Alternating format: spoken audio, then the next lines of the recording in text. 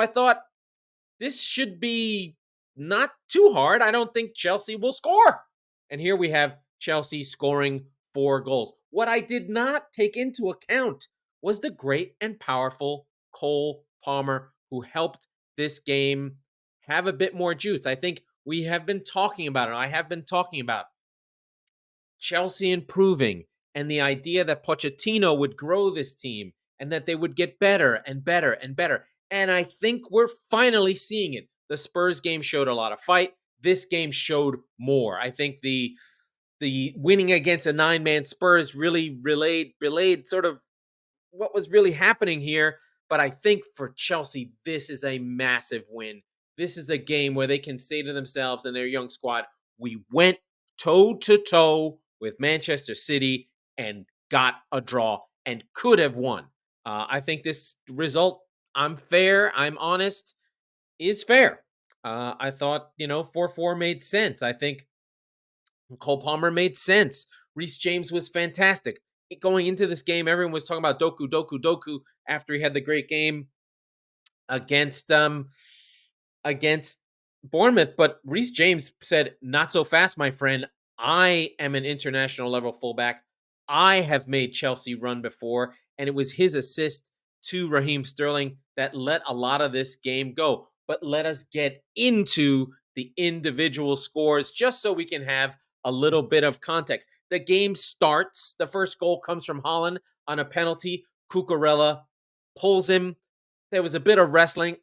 I wouldn't have wanted this to be a penalty, but it was called on the field and not overturned. I prefer that. The ref called it. It was a penalty. That's fine. We went to VAR. It didn't ruin everything. But then right after that, Thiago Silva on the corner on 39, the oldest scoring player in the Premier League in a few years, scores a goal. It's 1-1. It's game on. We're all enjoying ourselves. Then Raheem Sterling and the aforementioned Reece James on the break. Raheem Sterling scores one of those City goals that he scores. The cross, hard cross across the front of goal. Boom. There's Sterling. There was a little bit of mistake by Gvardiol. He had a tough game, Gvardiol. I have to say, Raheem Sterling was one of the better players on the pitch. He half celebrates, doesn't know what to do. But at this point, we are up for Chelsea. Then, just before the break, we do get Manuel Akanji. He's free, and we go in at halftime at 2-2 on another corner. I don't know what Chelsea were doing. They didn't mark on the corner. I don't know what City were doing. They didn't mark Thiago Silva on the corner. So we got 2 mistakes. We've got a penalty. We got Raheem Sterling. Ba, ba, ba, ba, ba. This game was great. So we go into the next half. Then Erling Haaland on a really nice move by City, I have to say. A lot of good pick passes that were fantastic. Alvarez, Foden, all involved. Haaland smashes himself into the goal and scores with his ball sack. Of course, we have to review it.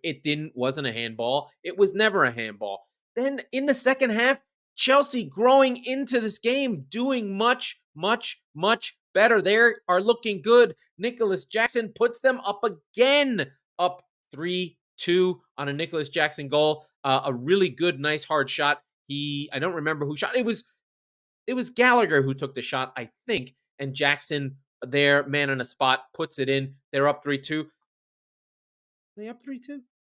No. What am I getting wrong here? Let's see. Hold on.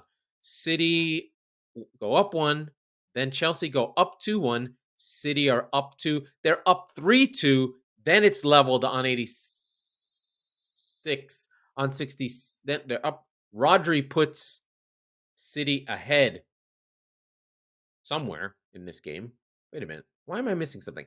Anyway, it goes to 4-3 by Rodri on 86. Cometh the man, cometh the moment. We feel like this is City. They get things done. But late in the game, Broja comes on. It's continual fight. And Cole Palmer puts the penalty away. And we end it at 4-4. Let me make sure I get this right. City went up by Haaland. Then Silva. Then Chelsea are up on the Raheem Sterling goal. It's level on 2 from Akanji. Haaland puts City up 3-2. And then the changes come in. On 64, two changes. It's Gusto's shot that I think Jackson follows up. Jackson scores on 67. It's 3-3. Then on 86, it's Rodri. And then we have the draw on 95. Sorry to get that wrong. But so much went on. So many wild things. There was great football play. There was mistake-filled football played. We didn't have to talk about VAR. And I think that this was just a great game and a maturing game for Chelsea. Pep didn't seem too upset. It's going to Stamford Bridge and getting a draw. I think that this had been coming for Chelsea. They had been growing. They had been getting there. Raheem Sterling had been their best player all season. Reece James was there. Cucurella, who had been much maligned by the Chelsea faithful early in the first half, most of the first 20 minutes of the game, was really in trouble, but he did come to grips with the game and everyone was playing. Guys were dropping deep. Wingers were helping out. Raheem Sterling came to help Cucurella against Foden a lot, and I think that made a difference. You saw Cole Palmer coming in deep to help Reece James against Doku and actually had to defend him on his own a couple times. I thought Diassi for Chelsea was good. Even though there was 4 goals in this game, a lot of different players had good results. Really fun and exciting game. I really love, I don't know if you guys know this about me, but I'm deeply, deeply in love with Conor Gallagher.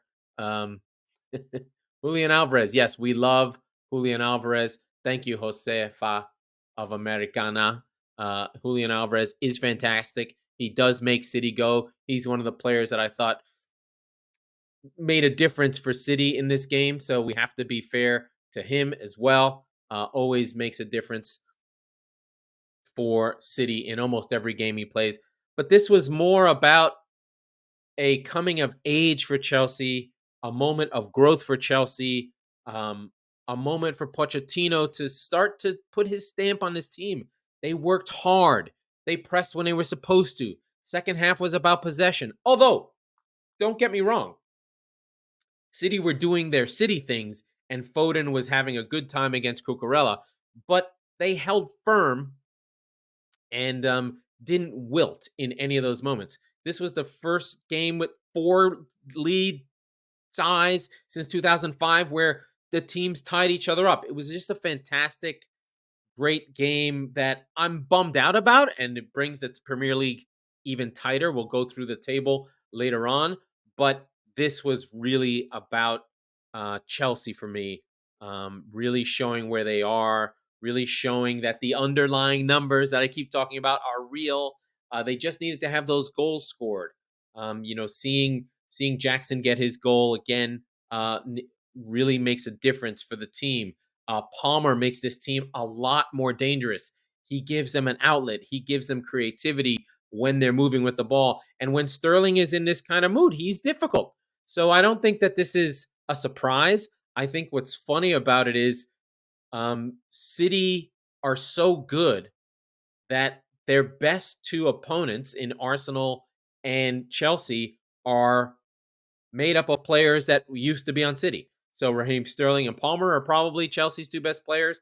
And then for Arsenal, not the 2 best, but Zinchenko really makes it, and Gabriel Jesus make a difference for Arsenal. So kind of funny that those 2 players and those 2 clubs do make the difference for for these 2 teams. But for City, this is just another blip in the road, another moment of growth, another sort of pattern of, hey, we tried Doku. Doku had a hard time against Reece James.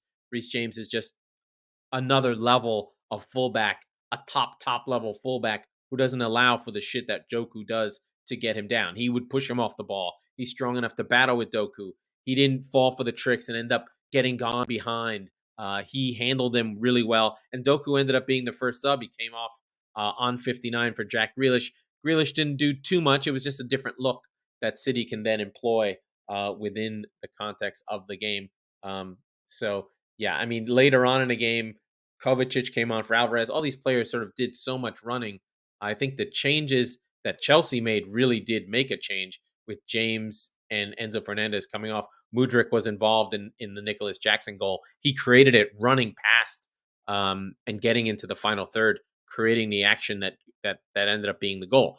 But this was really City just not being able to control a game. I think when City played Doku and Foden, they're both really direct and there's less control. Control meaning boring, but this game was up and down. And without that sort of holder along with Rodri did not have a great game despite the goal he scored. Without having John Stones in there, there was a little less control, and I think that's what Pep will take from this game. You probably won't see Rodri by himself without someone to control in there, like a Rico Lewis, who's a control player, like a Kovacic, who's a control player. I think this will be one of these games where Pep said, "Oh, I'll try to release the handbrake," and go, "Oh no, no, no, no, no, we're not ready to play up and down yet. We need more control in our games," and that's what he'll do.